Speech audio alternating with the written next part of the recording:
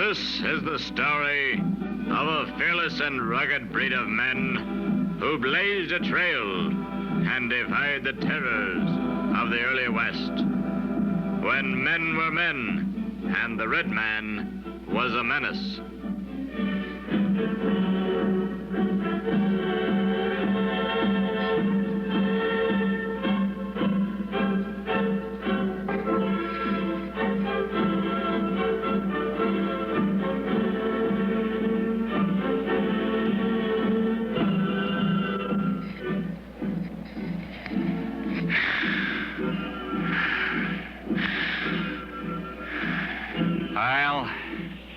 I'll never make it. It looks like the end of the trail.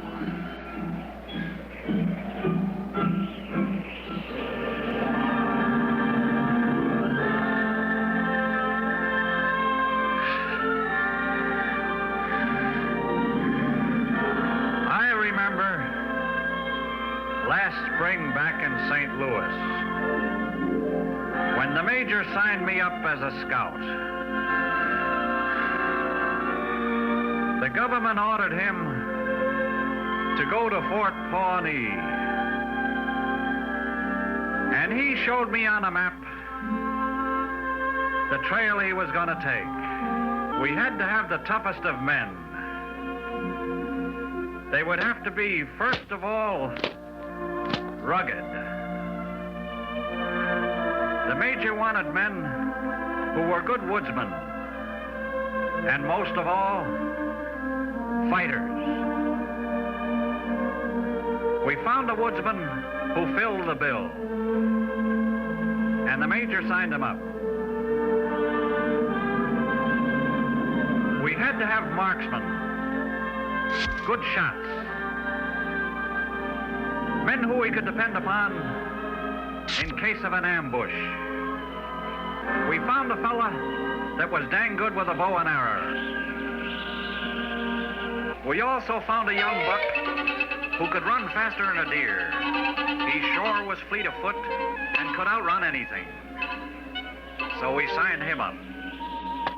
The major wanted a man who was good with a knife. And by cracky, we found one. Why, he could hit an ace of diamonds at 20 paces. The major wanted some information about the different Indian tribes. So we talked to an old Indian scout that we could trust.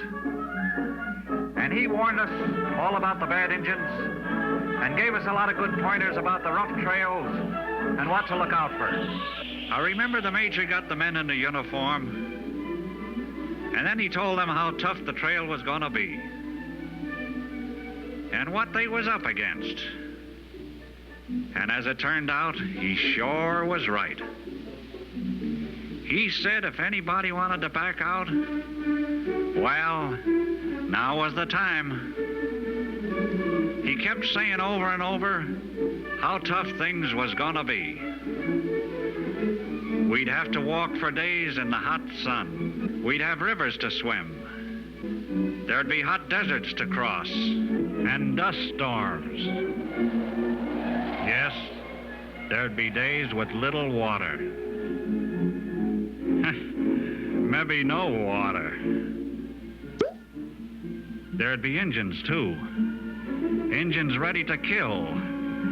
Some of us wouldn't get back. Yeah, he sure told us what we was in for. He told us about Yellowhand, one of the meanest Injuns west of the Missouri, and a wild Cheyenne by the name of Blue Knee, who hates pale-facers worser than pison. But the government needed a new major at Fort Pawnee, and it was up to us Rangers to see that he got there.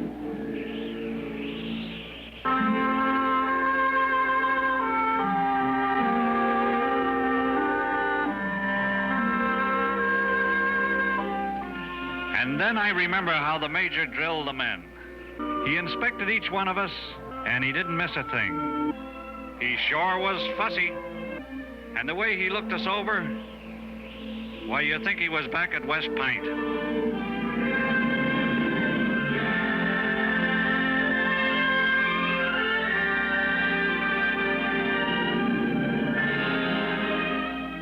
He sure was particular.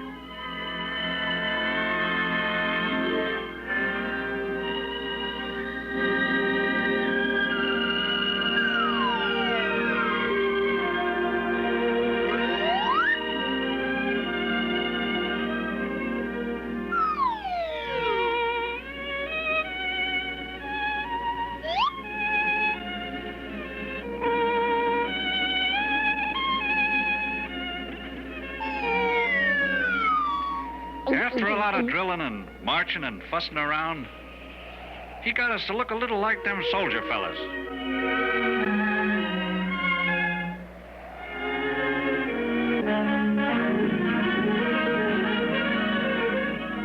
Somehow, I could feel we was beginning to shape up pretty good.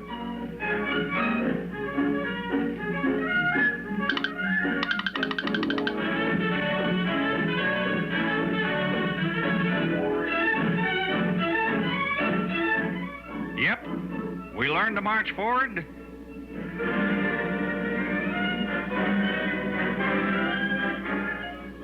And to march without snapping a twig.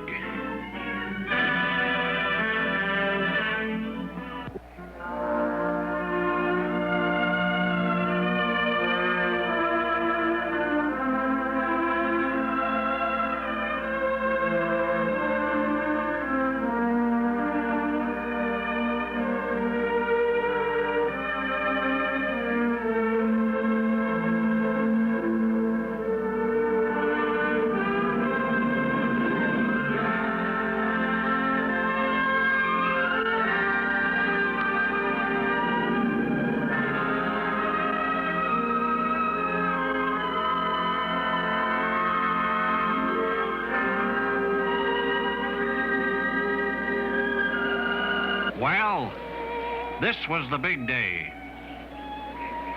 We had a trail to follow, and it was time to get going.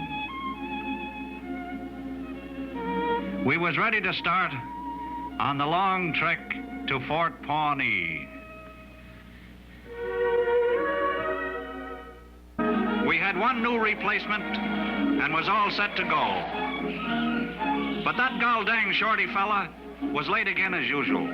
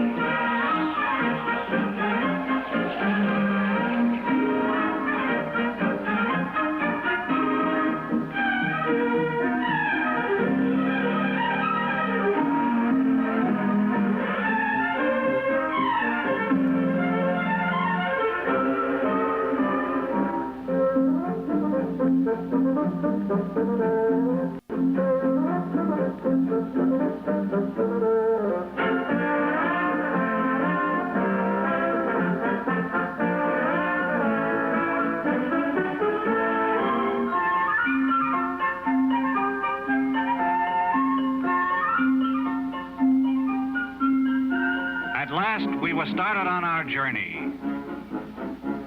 The Major and 7 rugged fighters,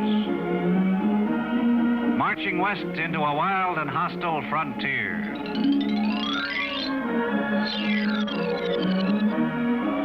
We headed west across the flat country to Fort Laramie.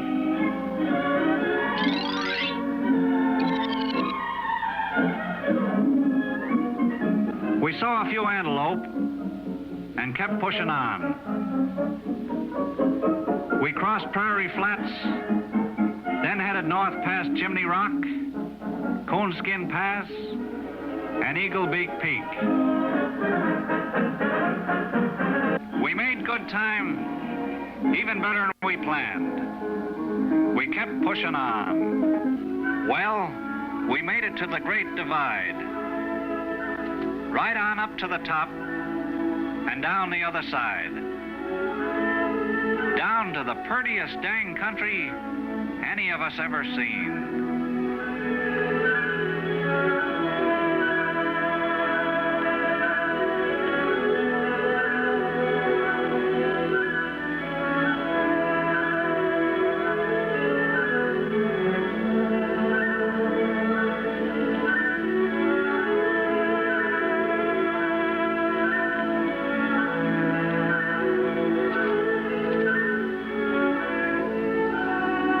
Yes, sir, the wonderful Yellowstone country was a feast to our tired eyes.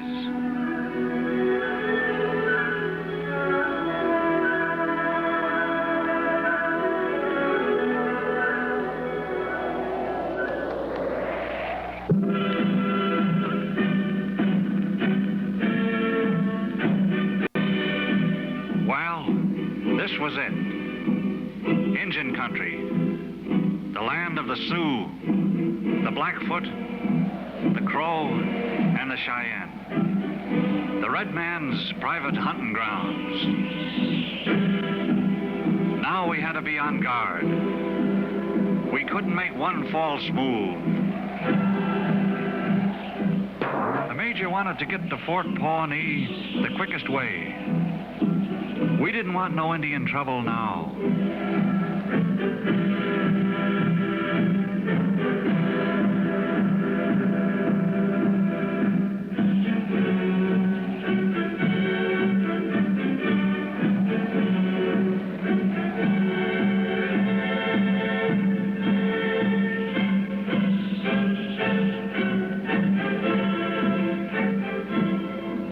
Them Crow and Blackfeet looked friendly, but we knew it wouldn't take much to get them riled up and started shooting them arrows.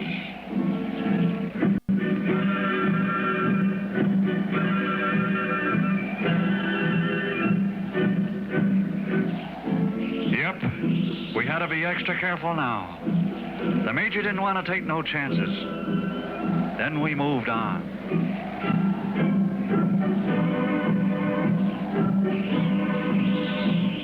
After seeing we was in the Shoshone territory, the Major and me decided to have a powwow with Big Chief Round Cloud.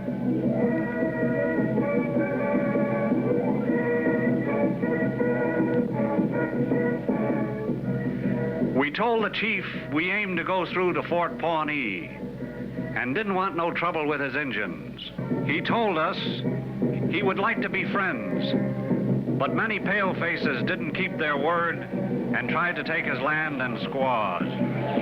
When we told him the great White Father sent us, he seemed to come around to our way of thinking and gave us permission to go through without no trouble.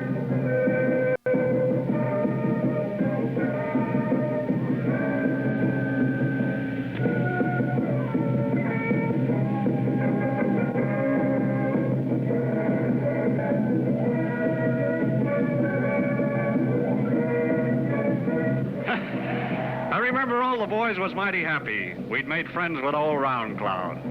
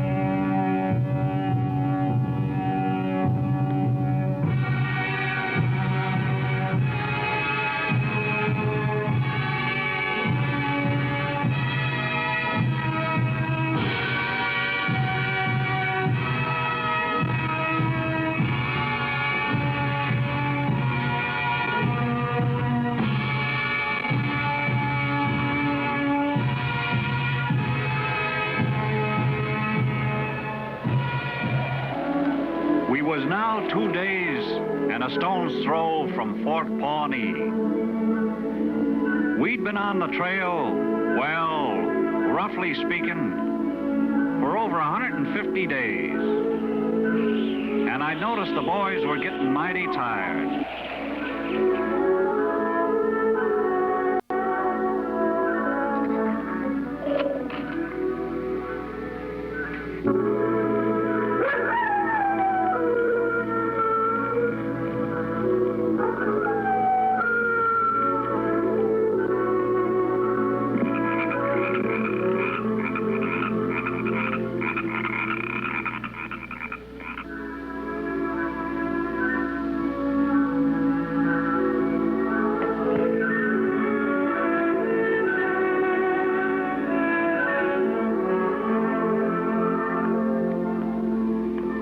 We'd been hearing some animal and bird noises that sounded mighty suspicious. Sounded more like Blackfeet.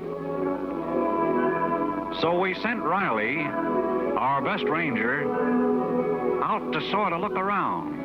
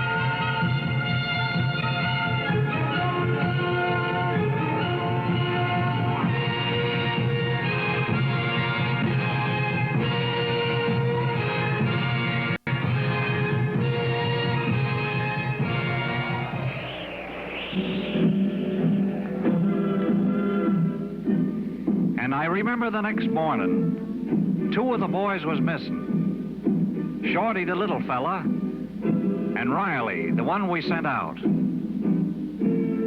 The major said we'd have to push on, so we busted camp.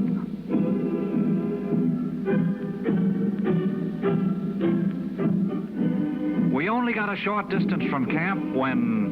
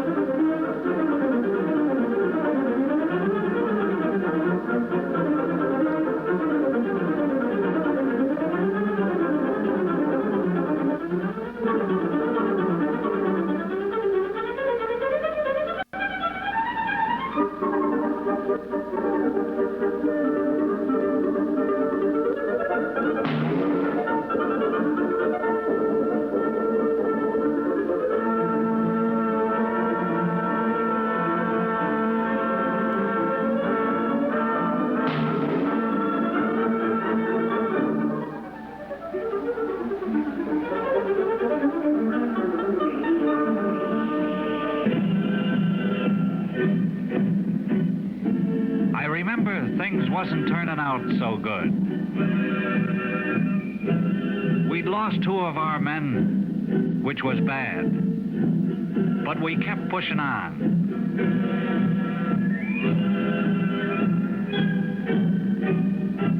We marched in loose formation, and we watched for anything that moved.